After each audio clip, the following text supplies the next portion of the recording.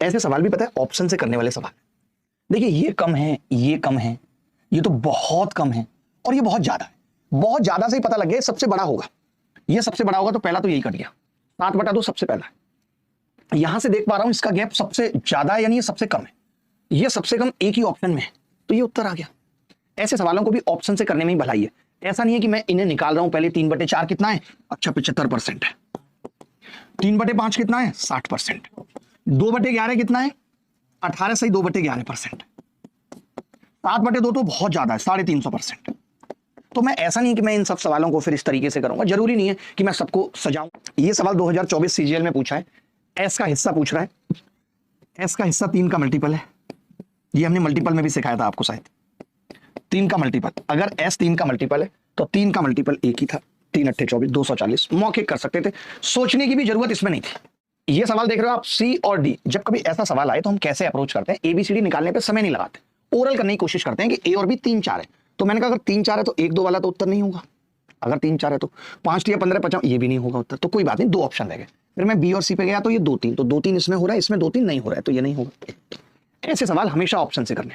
ऐसे सवाल हमेशा ऑप्शन से करने। 1180 की राशि को एबीसी में इस प्रकार बांटा है कि ए के हिस्से का दुगना बी के हिस्से के 5 गुना। क्या सवाल है,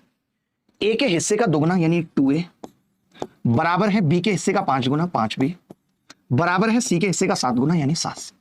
अब देखिए मुझे सबसे पहले निकालना है एबीसी का अनुपात, तो आपको पता होगा एबीसी का अनुपात निकालने के लिए हम कैसे करते हैं, 7 5 2 का एलसीएम कितना आएगा 70, 70 के बराबर रख दिया इसको। अगर ये 70 के बराबर है तब ए को 35 आना चाहिए, यानी ए जो भी होगा वो 35 का मल्टीपल होगा, 35 का मल्टीपल एक ही है ऑप्शन में, ये उत्तर है। अब देखिए कोरिया का बच्चा एक चीज तो जानता है, कोरिया का बच्चे की बात करो, मैं नॉर्मल बच्चों की बात मैंने कभी की नहीं, कि यार यहां पे मैं देख रहा हूं ए और बी के हिस्से का अनुपात ही 8 है, बी 8 है,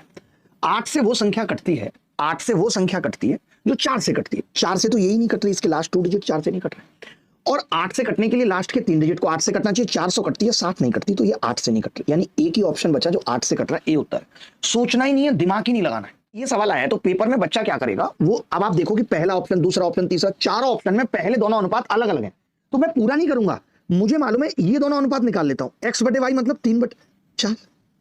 यही है, y/z मतलब 4/5। अगर मैं ये अनुपात निकालूं इन दोनों का तो 5 चौक 20, 4 पंजे 20, 5 तिया 15,